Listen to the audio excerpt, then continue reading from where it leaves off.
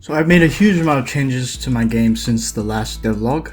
First change you probably would have noticed, apart from the new arena, is that there's now sound. I've added sound for footsteps, attacks, dodges, and also for the new mechanics that I'm going to introduce in a bit. The background music that you can hear right now is Leo's boss theme that I wrote. Each time you enter a new phase, the music will also change to a new variation. For Leo, there will be 3 variations. I've changed the camera from a lock-on camera to a free camera. I felt that the old camera players would sometimes not use the directional keys at all and instead focused only on attacking and dodging. Another way I have utilized the directional keys is through a new core mechanic in the game, which is the block and parry system. In the old version, right-clicking will always make the player dodge, even if they are standing still. Now, if you hold right-click while standing still, you will block. If you time a block right before an attack lands, you will parry. You can cancel attacks into blocks, just like you can with dodges. But unlike dodges, you can actually use this to cancel the end lag of attacks, which lets you attack more quickly.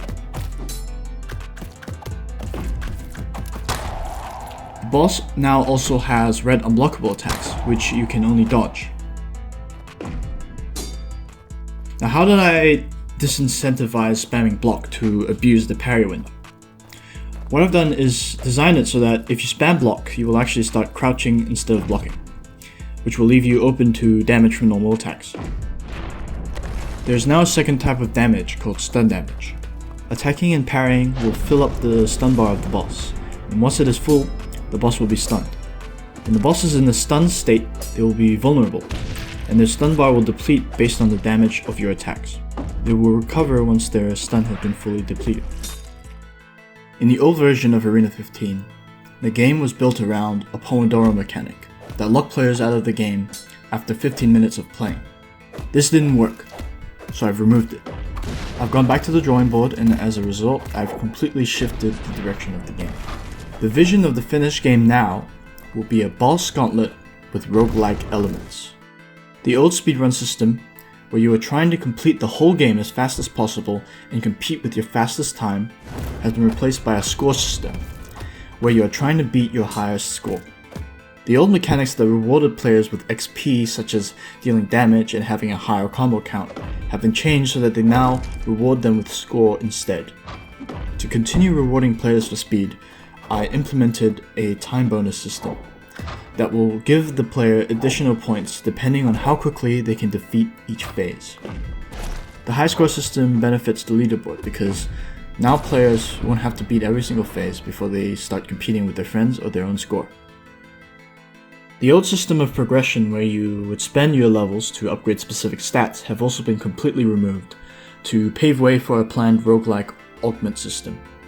Before the stat system was demolished, there were 2 main builds for your attacks.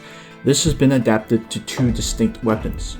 You can now swap between the axe and the sword at any time during the game. The sword is similar to the old dexterity build. It will let you build up attack speed with consecutive hits, and it can scale to very fast attacks.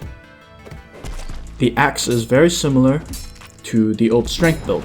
It is really slow with limited attack speed scaling, but it has much better base damage. The proportion of how much attack speed you have accumulated carries over between weapon swaps, so you can build up attack speed with one weapon and still have the stacks when you swap to another. Leo can now shoot moving projectiles out of his pistol. In the old version, range attacks would instantly hit the player no matter the distance or location. Now projectiles will move in physical space. Leo shoots this cat out of his gun in a second phase, and it can be blocked, dodged, or parried. You can also just walk around. That's all for this devlog. I hope you guys tune in for the next one.